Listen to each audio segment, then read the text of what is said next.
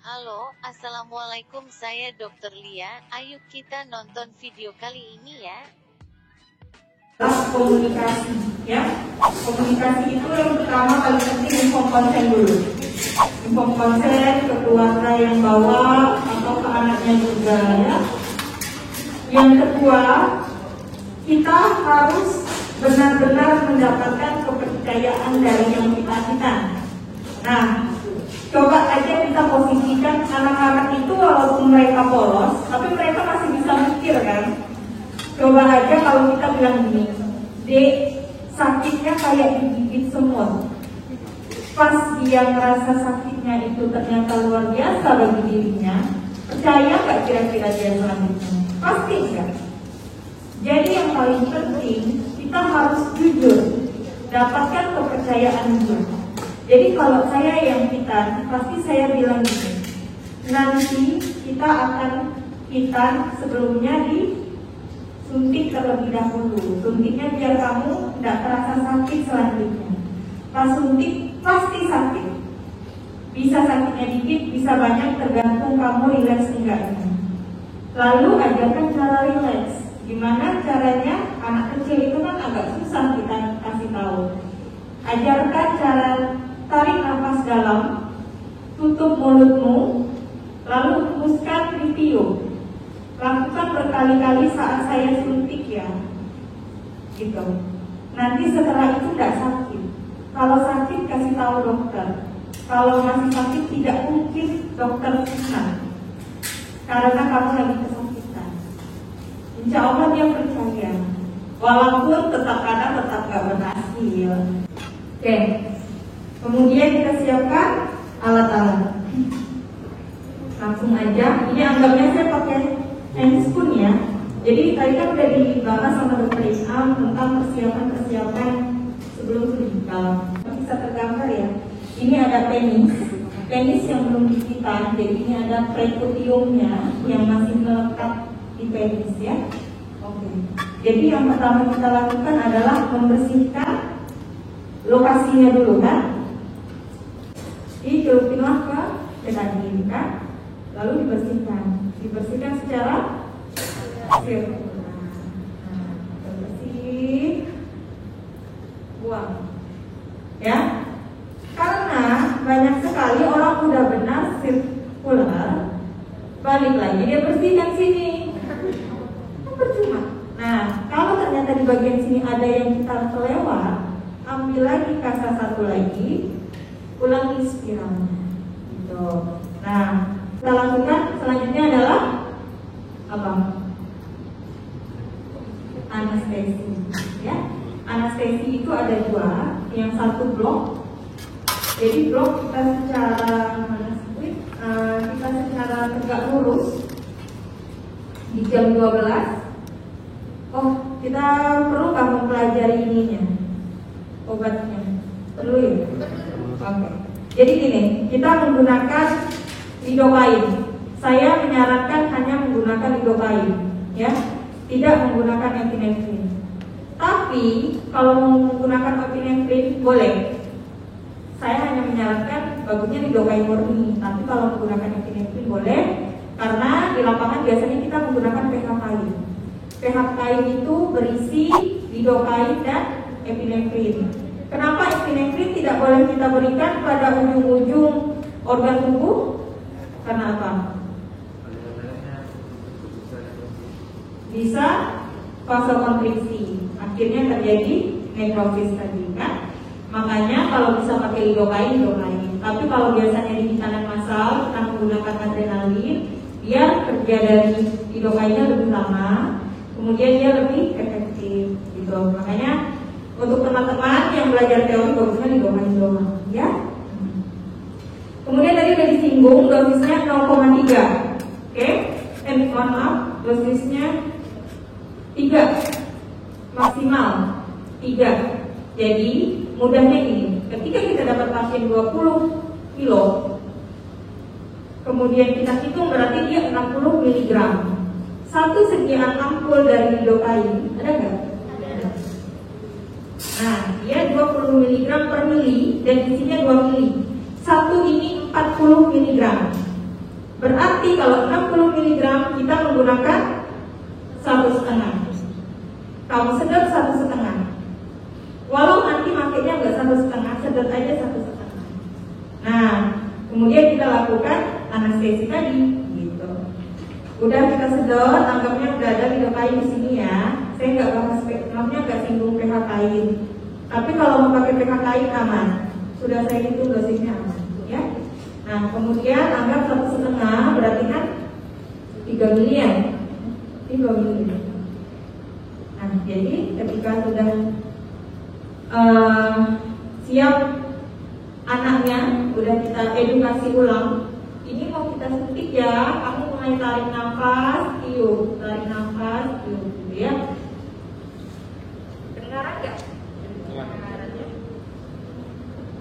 Oke, jadi ini anggapnya ini ya. Nah, kan penis kan gini ya dia ya. Kita masukkan arah jam 12 secara tegak 90 derajat ya. Nah, sebenarnya banyak sekali cara. Kalau misalnya kita lihat anatomi, nepis itu ada di jam 10 sama jam 2. Tapi di teori tetap menyebutkan kita menyuntikkan di jam 12, baru diangkat, kita arahkan sekitar 30 derajat ke arah jam 2, kemudian angkat ke jam 10. Namanya infiltrasi. Infiltrasi itu yang di daerah intradermal dari kulit, ya. Nah, kalau untuk injeksi dari hitannya tadi, untuk biusnya susah ya karena ada kayunya. Jadi biasanya saya menyuntikkannya di jam 12, 6, 9 sampai 3. Ya. Dan itu sebenarnya seni.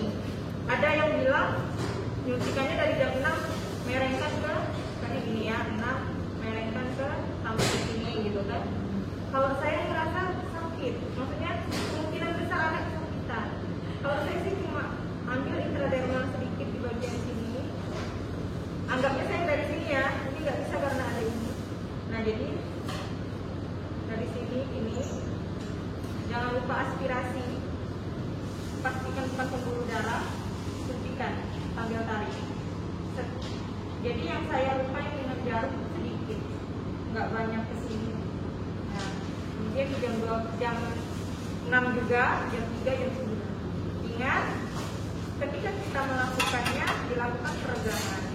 Peregangan tujuannya agar kita jelas lokasi yang mau kita suntik, sama jangan sampai kita menyuntik di dekat daerah yang tampak ada arteriol maupun venanya ya.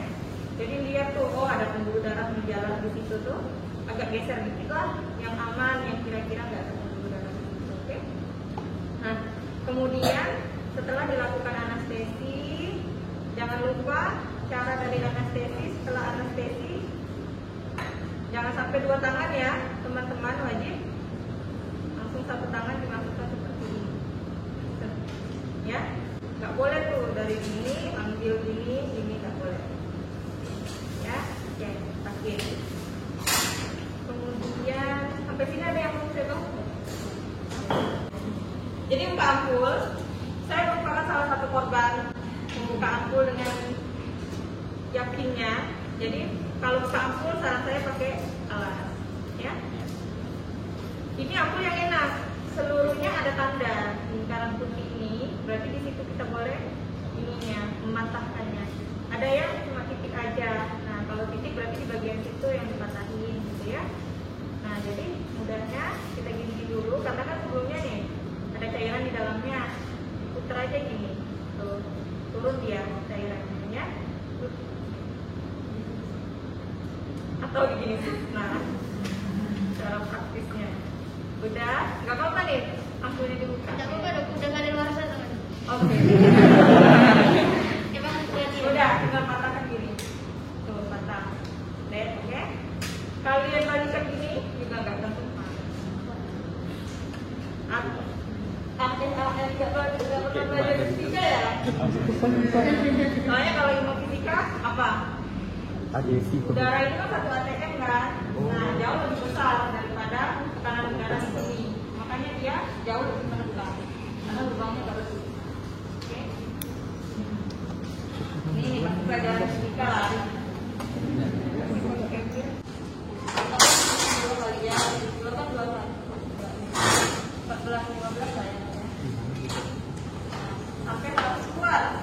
Sampai keluar ini, ya.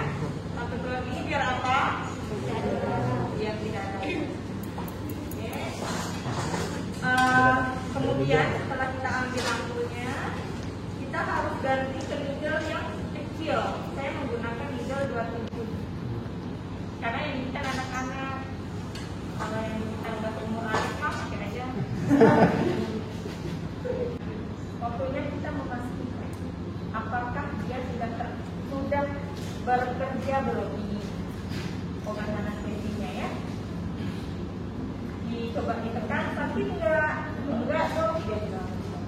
Sakit enggak? Sakit, dia bilang. Kan?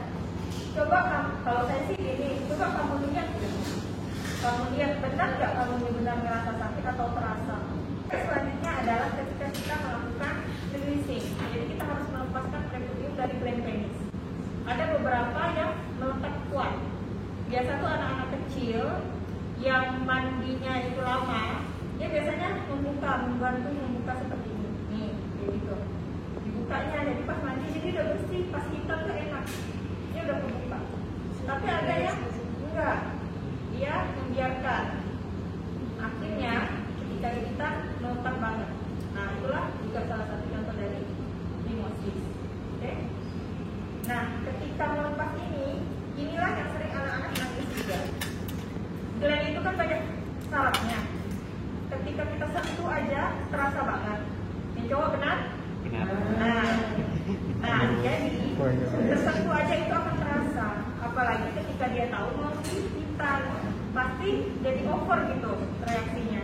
Jadi pas mau nyentuh bilang, "Dek, ini dokter sentuh, ini rasanya geli ya. Ingat, ini rasanya geli. Jadi tahan di sana." Nah, releasing ini juga PR banget sebenarnya. Maksudnya pelan-pelan lah gitu dipelajari ketika kita mulai. Caranya mudah. Jadi kita susuri dari tepi dari periodiumnya, itu kita buka. Enaknya sih pakai ini. Kalau yang kecil gini. Nah, kalau yang kecil ini buka. Ini dibuka lagi. Dibuka sampai dia benar-benar terbuka. Nanti dia pelan-pelan gini. Nah, ini masih lekat, kita buka lagi ini. Jadi secara tumpul gitu. Dibuka. Ini juga sama seperti ini. Sampailah kita akan melihat coronanya. Ya, melihat batasnya tadi. Nah, batasnya tadi biasanya pasti akan banyak kotoran, apalagi yang memang sebelumnya melekat, gitu ya. Nah, sudah selesai nih, kita bersihkan. Jangan lupa kalau yang sebelumnya melekat, kita harus mengedukasi keluarga. Nanti yang bekas perlekatannya itu akan jadi luka, kayak koreng. Pasti kalau orang tua, kalau misalnya dia nggak paham, dia khawatir dong, kok jadi koreng, apalagi dari sintanan massal kan. Nah, jadi harus dijelaskan, Pak, sebelumnya dia melekat banget. Biasa mudanya orang sini bilangnya pulo. Betul? Nah, anaknya sebelumnya pulut, Pak. Jadi dia melekat kuat antara kulit sama kepalanya. Jadi nanti jadinya agak luka ya, Pak. Normal, normal banget kok, Pak. Oh, ya. Oke. Sudah, setelah udah bersih nih, udah dapat batasnya udah bersih, kita naikkan lagi. Ya. Nah, disinilah ada dua jenis dari insisinya. Jadi insisinya itu ada dua jenis. Yang pertama dorsum sisi, yang kedua klasik atau kita nyebutnya pancong. Kalau saya di tangan massal suka pakai yang pancong karena apa? Cepat. Saya ajarkan yang pancong dulu, yang plastik dulu, nanti selanjutnya yang dorsum sisi. Dorsum sisi itu kalian biasanya dapat di ini kuliahnya nggak? Belum ya? Jadi kalau misalnya kita menggunakan yang plastik atau yang pancong tadi, ada namanya tapi saya lupa, ada nanti di slide. Jadi kita menggunakan klem di jam 6 dan jam 12. Oh ya, cara megang klem itu di jari manis dan jempol. Semua boleh coba.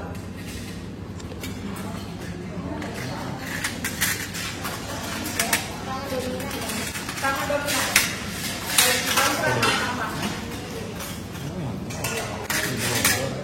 Wajib pakai jari karena dua ini akan membantu kita dalam menguatkan, ya. Kat, ini, nah, dari telunjuk geserkan ke sini, ini dilepas, pindah ke sini. Oke, jadi ini diklaim ya. Jam 6 sampai jam 12. Ini jam 12.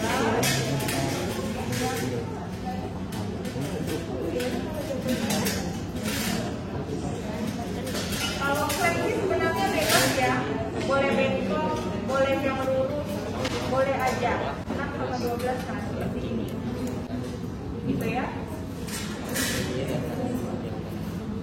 Nah, setelah itu kita menggunakan klaim yang panjang.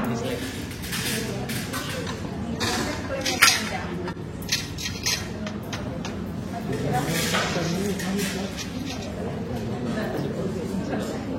Nah, ini anggapnya ini bisa ketarik ya, ikat ya, ya. Pasti kan dari depan ya, dari depan tuh ini. Nah, dari 6, 12, kemudian kita cari di batas dari klem, di atasnya itu kita klem, pakai klem. Nah, baru di sini adalah maksudnya ada beberapa teknik lagi, bisa pakai laser, bisa pakai gunting. Nah, jadi terserah kalian mau pakai apa, jangan sama. Ya, intinya jangan sampai terkena gland. Ya, ada kasus di mana glandnya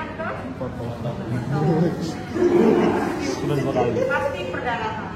Ya, tidak ada pilihan lain pasti perdarahan. Oke. Makanya ini kadang-kadang sering dilakukan orang-orang yang tidak biasa. Jelas kalau untuk yang teknik ini? Jelas ya? Ada yang kurang jelas ya? Besok potong. Potongnya nggak perlu dicoba lah ya, karena kita mau coba teknik yang selanjutnya. Kemudian teknik selanjutnya itu yang dorsum sisi. Biasa dipelajari ini kelihatan. Jadi di jam berapa sih? Jam 1 kan? Jam 1, 11 sama jam 6. Jadi dia 3 flat. Ini. Sorry ya, saya balik lagi ya. Jadi ada 3 gini, biasanya kita kan dibantu asistennya. Oh, segitiga. Jadi antara jam 1 sama jam 11 ini kita gunting. Guntingnya pakai gunting jaringan. Tahu kan gunting jaringan yang mana? Yang betul tajam. Ya. Sudah dipelajari di KJP ya? Nah, gunting. Milo, oh itu. Milo. Sudah. Ini kita gunting. Kita gunting jam 12 ya. Set.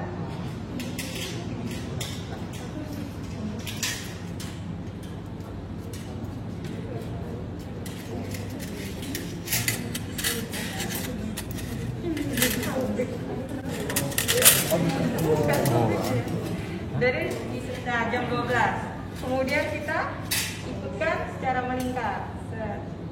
Tapi biasanya nggak semudah ini. Ini pasti udah mulai berdarah-darah. Nanti saya ajarkan cara ligatnya ya. Jadi intinya kita potong aja lidahnya ya. Potong. Nah biasanya yang di jam 6 itu tidak langsung dihabiskan. Karena biasanya kita hacking dulu. Di situ kan ada frame ya. Jadi kita hacking, udah di hacking baru di gunting, gitu. Setelah udah digunting, kita cari perdarahan. Pokoknya kalau udah ada perdarahan, nggak usah panik, karena pasti kalian awal-awal bakalan panik luar biasa. Jadi kalau ada perdarahan, cari selain yang paling kecil, dicari sumber perdarahan.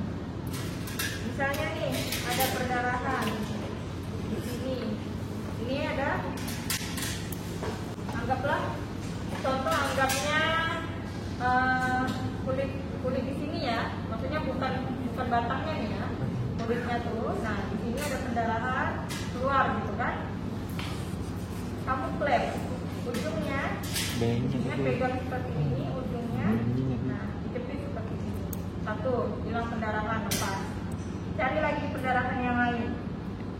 Biasanya sih 2-3 pendarahan yang akan terjadi, kecuali untuk pancong yang menggunakan laser. Itu biasanya tidak ada darahnya kan, yang biasa teman-teman lihat. Nah, itu karena dia tercounter pembuluh darah. Tapi biasanya pas sampai rumah bisa jadi perdarahan, makanya tetap kita ligasi, ya. Oke, nanti ada perdarahan lagi, jepit lagi. Pokoknya sampai apa nih? Lapangan operasi kita nggak ada darah, baru kita ligasi. Jangan kita sibuk ligasi satu vena atau satu arteri kecil gitu, yang lainnya masih berdarah-darah, jangan. Nanti dia datang pulang anemia kan di rumahnya. Lihat pokoknya atasi semua pendarahan. Darah itu kan paling penting, atasi dulu lah, jepit semua baru kita ligasi. Sekarang kita belajar ligasi arteri ya. Jadi kalau untuk ligasi kita butuh needle holder. Tahu needle holder yang mana? Yang kecil, pendek ininya, dan tebal. Nah, kalau nggak ada pakai klep juga nggak masalah. Oke. Kemudian tadi udah dijelaskan, bisa kita letakkan di tengah jarum atau di 1/3 bagian belakang. Jangan lupa di klep. Sampai bunyi klik gitu. Kalau enggak pasti dia geser. Oke. Caranya ketika ini ada vena atau arteri yang terpotong tadi. Ingat, ini memang sudah dibuat bentuknya seperti ini. Banyak sekali teman-teman yang merusak jaringan gara-gara dalam melakukan safety tidak mengikuti bentuknya. Kan udah dilihat bentuknya kayak gini, buatlah jadi seolah-olah kita mencangkul. Jadi posisinya dari sini gini. Jangan sampai kita tidak tergambarkan saat ini yang lupa seperti ini. Nih. Jadi benar-benar dicangkul. Ada beberapa yang setelah dia seperti ini, dia tarik ini, baru merasa sakit, maksudnya kok nggak bisa gitu. Ingat, kalian harus putar. Hacking-nya bukan kayak hacking kayak jahit benang, jahit kain gitu. Dia benar-benar harus gini. Pasti gini. Nggak mungkin kalian bisa gini langsung lurus gini. Oke? Nah, kalau untuk ligasi arteri, jadi ini kan ada arteri yang kelihatan. Angkat sedikit, kemudian kalian masukkan di bagian bawah dari vena atau arteri yang tertutup tadi. Nggak usah di ujung banget, hampir ujung gitu. Masukkan gitu. Jelas? Ya, udah, tarik.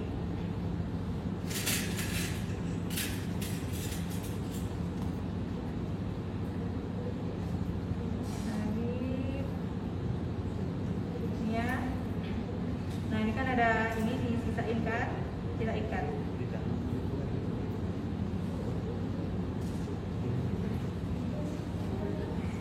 Ikat sekali, sudah ikat sekali, diikat disimpul ya. Kemudian kita balikkan seperti ini. Tuh. Paham nggak? Jadi dia nanti pada akhirnya akan memutari vena tadi atau arteri yang putus tadi. Jadi setelah kita seperti ini, nah kita lingkari yang tadi udah kita klem tadi. Baik itu kita active. Logikanya dia akan terikat kan, pembuluh darahnya kan. Terikat. Kemudian didekatkan, cara menggunting ya. Cara menggunting ini didekatkan dan nanti asistennya yang bantu. Didekatkan sama diregangkan gitu. Kita yang megang gunting.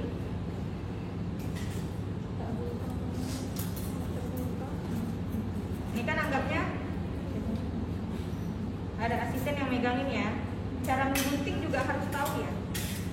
Tahan penisnya. Pastikan kita tidak menggunting penis. Karena mungkin akan terkena tidak tergunting cuma luka gitu. Nah, jadi tahan penisnya.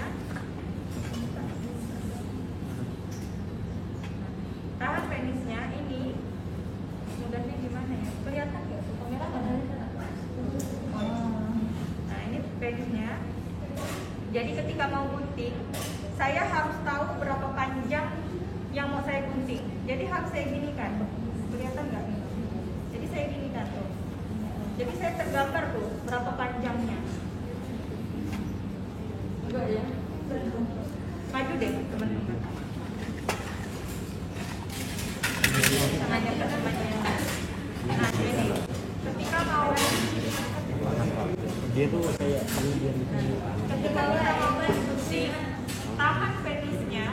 Ketika mau gunting jangan langsung gunting gini, tapi dimerengkan. Dari mereng ini nanti akan terlihat berapa sisa panjang sisa benang yang akan tersisa gitu ketika kita menggunting. Nah jadi gunting seperti ini. Tadi kan udah dijelasin 1 sampai 2 aja, 1 sampai 2 mm kan. Nah jadi nanti akan tampak tuh seperti itu. Udah, kalau udah boleh dibuka klemnya, pendarahan tidak akan ada lagi. Ya. Kalau saya sih pokoknya sependek-pendeknya yang saya bisa. Jadi udah keliling lidah. Sudah selesai itu, apalagi yang dilakukan?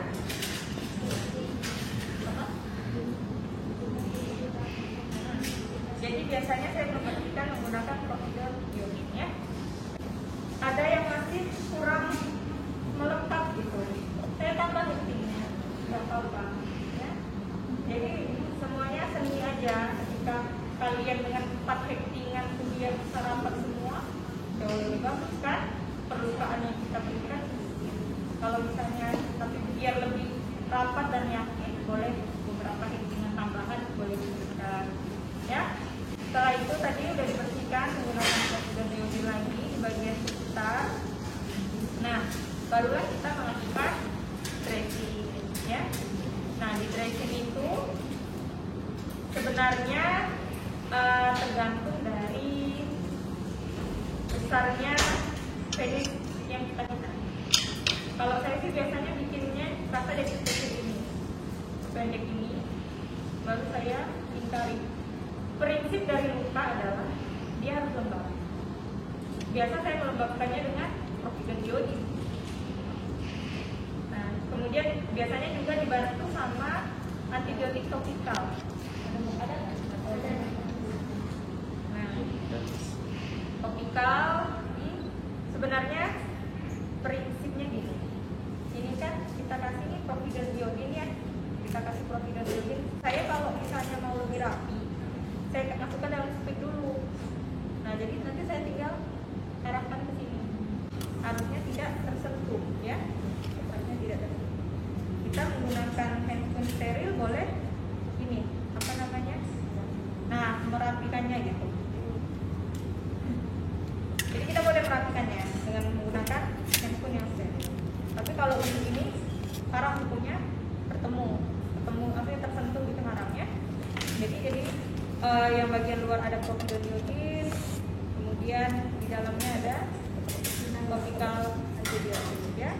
Kemudian saya lingkar seperti ini biasanya untuk dressingnya. Kalau misalnya pendek boleh langsung dilipat kayak gini, tapi kalau panjang boleh jadikan seolah pita. Oke. Kemudian untuk ininya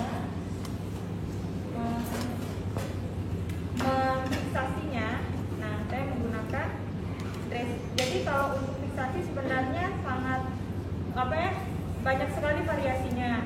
Boleh kalian langsung gulung seperti biasa, ada yang pakai namanya elastomol yang bikin fiksasinya lebih kuat gitu. Pokoknya itu balik lagi ke seni masing-masing. Nah kalau saya seperti ini, jadi dilingkar seperti ini biasanya saya juga sediakan yang bentukannya ini, kemudian potong tapi nggak full. Jadi nanti dia akan seperti ini. Nah, dia akan terbuka gitu kan, mengikuti bentuk penisnya. Dia akan seperti ini. Sudah selesai dan kita gitu. Sekian video kali ini, sampai jumpa di video selanjutnya. Dadah.